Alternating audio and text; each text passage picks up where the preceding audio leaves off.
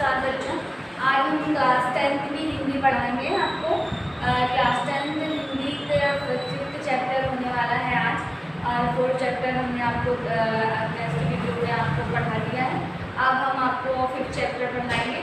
तो अब हमारा 5th चैप्टर जो कर्मवीर का है, वो कर्मवीर के जो राइटर का नाम है अयोध्या सिंह उपाध्याय हरिओद। हरिओद जी का जन्म हुआ था 1865 ईस्वी में आजमगढ़ जिला, आजमगढ़ उत्तर प्रदेश में। और इनका गांव किस गांव में हुआ? निज़ामाबाद में।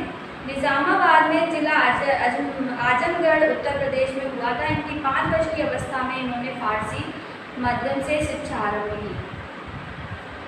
इन्होंने इनकी पढ़ाई मतलब इनको थोड़ा सा परेशानी हुई, उनका स्वास्थ्य ठीक नहीं था, इस कारण से इन्हें अपनी पढ़ाई छोड़नी पड़ी और उन्होंने काशी विश्वविद्यालय में अब इनको पढ़ाने का इतना शौक़ था, इनको पढ़ने और पढ़ाने का बहुत शौक़ था। तो इन्होंने मतलब वहाँ पर कहाँ काशी विश्वविद्यालय में बिना वेतन के कार्य को किया, बिना वेतन में शिक्षक पद पर है। और उनकी मृत्यु 1945 ईस्वी में हुई थी। जो हरिओद ने द्विवेदी युग के महत्वपूर्ण कवि के साथ साथ गद्य लेखक भी थे। ऐसा नहीं है कि ये सिर्फ पद्य लिखते थे, कवि ही थे, ये गद्य भी लिखा करते थे। इन्होंने अपनी प्रमुख रचनाएं जो की हैं वो है प्रिय प्रिय प्रवास, वैदेही वनवास, परिचार, चोखे चौपते और रसकलश, अर्धखिला, फूल और ठेस, हिंदी की ठाट उपन्यास, रुक्मणी, परिणय, नाटक और मौलिक गद्य रचनाओं के अतिरिक्त आलोचनात्मक और अनुदित रचनाएं भी इन्होंने प्रस्तुत की। ये है इनका जीवन परिचय। इन्होंने लिखा, इनकी जो कविता है वो उन्होंने लिखी है।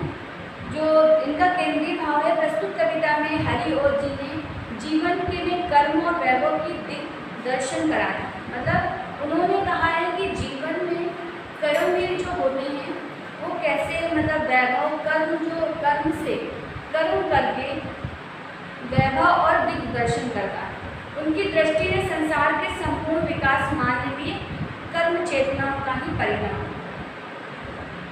कर्मवीर बाधाओं से डरते नहीं हैं, एक बार कर्म का आरंभ करके वह पूर्णता प्रदान करने में ही विश्वास रखते हैं। जो काम की कठिनाइयों को देखकर घबराते नहीं हैं, उनके जीवन में आने वाली विपत्तियां जल्दी दूर हो जाती हैं। जो कर्मवीर होते हैं उनसे भी जो विपत्तियां हैं वो भी डरकर भागती हैं और ज़्यादा दिन तक नहीं ठहर पाती। केवल कल्पनाएं जीवी और भाग्य के भरोसे रहने वाले लोग कर्म के सौंदर्य से परिचित नहीं होते। जो आलसी होते हैं, जो आज के काम को कल पर छोड़ते हैं, वो कभी भी मतलब वो सौंदर्य का परिचित नहीं हो पाते, मतलब काम के जो खूबसूरती है उससे परिचित नहीं हो पाते।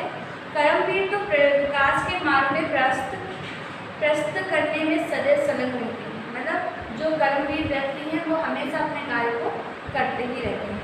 आज ये नहीं तो कल वो नहीं तो कल वो, ऐसा करते हैं। हमारा संपूर्ण भौतिक विकास कर्मवीर का ही गौरवपूर्ण इतिहास है।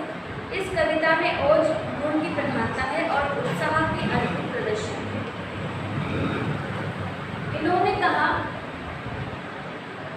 कर्मवीर जो है अयोध्या सिंह उपाध्याय हरिओद, वो क्या कह रहे हैं? कर्मवीर क्या है? देख कर बाधा विविध बहुविघ्न घबराते नहीं, रहे भरोसे भाग के दुख भोग पछताते नहीं, काम कितना भी कठिन हो किंतु उकताते नहीं, भीड़ में चंचल बने जो वीर दिखलाते नहीं, हो गए कान में उनके बुरे दिन ही भले, सब जगह सब कार में भी दिन मिले फूले फले। देखिए पहली पंक्ति पहली लाइन का अर्थ है, देख कर विविध बहुविघ्न घबराते नहीं। जो कर्मवीर होते हैं वो बाधा को देखकर, कष्ट को देखकर कभी घबराते नहीं, संकट को देखकर कभी नहीं घबराते, कितना रहे भरोसे भाग के दुख भोग पछताते नहीं, और कभी भी वो अपने जीवन कभी भाग्य के भरोसे नहीं चलाते, कभी नहीं छोड़ते कि मेरे भाग्य में होगा तो मुझे मिलेगा, नहीं होगा तो नहीं मिलेगा। वो कभी भी भाग्य के भरोसे नहीं रहते, और कभी भी भाग्य के भरोसे नहीं रहते तो उन्हें दुख भी नहीं होता। जो इंसान भाग्य के भरोसे रहता है दुख उसी को मिलता है। जो लोग सोचते हैं कि हमारे भाग्य में होगा तो मिल जाएगा, नहीं होगा तो नहीं मिलेगा, तो समय निकल जाने पर उनके हाथ में सिर्फ पछतावे अलावा कुछ नहीं रह जाता। काम कितना भी कठिन हो किंतु उगताते नहीं, काम कितना भी क्यों ना कठिन हो लेकिन वो उगते नहीं, वो कभी नहीं उगते, हमेशा अपने काम को करने की चेष्टा रखते हैं, हमेशा लगातार निरंतर भाव से अपने काम को करते रहते हैं। भीड़ में चंचल बने जो भीड़ दिखलाते हैं, भीड़ कितना भी उनके काम में वो कभी दिखलाने की कोशिश नहीं करते, कभी लोगों के सामने अपनी वाहवाही लूटने की कोशिश नहीं करते। वो हमेशा नर्म होते, नर्म स्वभाव के होते हैं, कोमल स्वभाव के होते हैं। कभी वो अपनी जो कार्य करते हैं वो कभी उसकी तारीफ नहीं सुनना चाहते। हो गए कान में उनके बुरे दिन भी भले, लेकिन ऐसे कर्मवीर के बुरे दिन भी भले दिन में बदल जाते हैं, अच्छे दिनों में आ जाते हैं। सब जगह सब काल में वो भी ऐसे व्यक्ति जो कर्मवीर व्यक्ति होते हैं हर कंडीशन में, चाहे वो अच्छा हो चाहे वो बुरा हो, हर जगह वो खिले रहते हैं, खुश रहते हैं, हमेशा सुखी रहते हैं। वो कभी भी दुखी नहीं रहते, चाहे उन्हें थोड़ा कष्ट भी हो तो भी दुखी नहीं रहते, और चाहे उनके पास सुख के भंडार ही को ना हो तो भी वो खुशी नहीं होते, दुख नहीं होते। ठीक है, तो दूसरी लाइन का अर्थ है, व्योम को छूते हुए दुर्गम पहाड़ों के शिखर, वे घने जंगल जहाँ रहता है तब आंखों पे कहते हैं। व्योम मीन्स आकाश को छूते हुए दुर्गम पहाड़ों के, इतने ऊंचे ऊंचे पहाड़, कितने ऊंचे, ऐसा लगता है जैसे वो बादलों को छू रहे हों। वे घने जंगल जहाँ रहता है तब आंखों पे है, और वो घने जंगल जहाँ पर रात में तो अंधेरा रहता है, दिन भर भी अंधेरा रहता है, आठों तम मतलब आठों पहर, दिन हो या रात हो चाहे जैसा भी हो, अंधेरा ही अंधेरा रहता है। गरजती जल राशि की उठती हुई ऊंची लहर, और ऐसे गरजती जल राशि की उठती ऊंची, इतनी ऊंचे ऊंचे समुद्र की लहरें जो आकाश से लगता है कि अब गरजेंगी, अब बहा कर ले जाएंगी, इतनी ऊंची ऊंची लहरें। आग के भवदाहिनी फैली दिशाओं में लवर, और आग चाहे कितनी भी आग फैली हो, चारों दिशाओं में आग, जैसे ऐसा लग रहा है कि ज्वालामुखी फूट रहा हो, लवर ही लवर निकल रहा हो, आग की लपटें निकल रही हो। वे कपा सकती कभी उनके कलेजे को नहीं, भूल कर भी वो नहीं नाकाम रहता है। कहा मतलब चाहे वो कितना भी उनके साथ कितने भी कठिन कार्य को ना जाए, चाहे उन्हें इतने ऊंचे पहाड़ पर चढ़ना हो जो आकाश को छूते हैं, चाहे वहाँ पर ऐसे घने जंगलों में जाना हो जहाँ पर रोशनी की एक किरण भी ना हो, जहाँ इतनी ऊंची ऊंची लहरों का सामना करना पड़ता हो, जहाँ पर चारों तरफ आग ही आग, और जहाँ पर लवर मतलब ऐसा लगा जैसे ज्वालामुखी फट जाएगा, ऐसी आग। वे कब, लेकिन ये सारी चीज़ें भी देखकर उनका हृदय कभी भी नहीं कपता, कभी वो उनका हृदय उनको नहीं डराता, कभी भी उन्हें डर नहीं लगता, उनका कलेजा कभी भी नहीं कांपता, भूल कर भी वो नहीं नाकाम है, और कभी भी वो अपने रास्ते से कभी वो पीछे नहीं होते, कभी वो पीछे नहीं हटते कि अपने काम को यहीं छोड़ दें, नाकाम हो जाए कि हमें कोई कार्य नहीं करना, अरे ये हमें ऐसा हो जाएगा, अरे हमको लग जाएगी, अरे हम मर जाएंगे, ऐसा वो कभी नहीं सोचते, तो वो कभी नाकाम नहीं होते। ठीक है बच्चों, समझ में आ गई आपको दूसरी पंक्ति का अर्थ।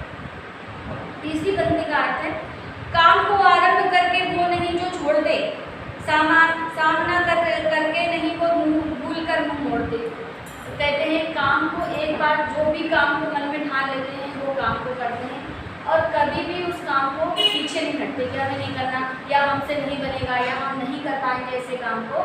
तो वो क्या करते हैं, ऐसे काम को कभी ऐसा सोचते ही नहीं, वो हमेशा अगर एक बार जो काम कर लेते हैं या एक बार जो मन में ठान लेते हैं वो करके ही छोड़ते हैं, और पीछे कभी भी नहीं हटते, और सामना करके नहीं है भूल कर मुँह मोड़ते।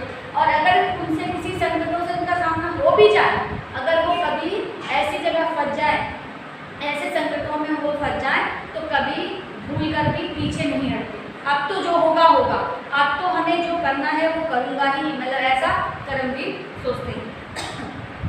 जो गगन में फूल बातों पे नहीं है तोड़ते, संपदा मन में करोड़ों की नहीं है। सिर्फ बातें नहीं करते, वो सिर्फ बातें नहीं करते क्या मैं ऐसा कर दूंगा, तो मैं फलाना कर दूंगा, मैं ठिकाना कर दूंगा, ऐसा कुछ भी नहीं करते, वो ऐसा नहीं करते। जो गगन में फूल सिर्फ बातों की नहीं फेंकते, क्या मैं सिर्फ मुँह से बोलते हैं कि मैं ऐसा कर दूंगा, वो करके दिखाते हैं, बातों से नहीं कर खाली बात करते हैं, वो करके दिखाने वाले होते हैं। वो ये भी नहीं चाहते कि जो सारी संपदा मैं ऐसा करूँगा तो मुझे पैसा मिल जाएगा, मुझे धन हो जाएगा, मैं बहुत बड़ा आदमी बन जाऊँगा, मैं करोड़ों पर, ऐसे मन में करोड़ों की संपदाओं को भी मन में कभी नहीं जोड़ते। बन गया हीरा उन्हीं के साथ जो कार्य, अगर वो कोयले को भी हाथ में उठा लेते हैं तो वो भी हीरा बन जाता है। उनमें इतनी शक्ति होती है कर्मवीरों में कि अगर वो हाथ में कोयला भी उठा ले तो भी वो हीरा बन जाता है। कांच को करके दिखा देते हैं उज्जवल और रजत, और कांच को उठा लें तो वो हीरा बना देते हैं। तो कोयले को उठाकर भी हीरा बना देते हैं और कांच को भी। तो ये कौन करता है? ये कर्मवीर। अब हमारी फोटो चौथी है बनती, पर्वतों को काटकर सड़कें बना देते हैं।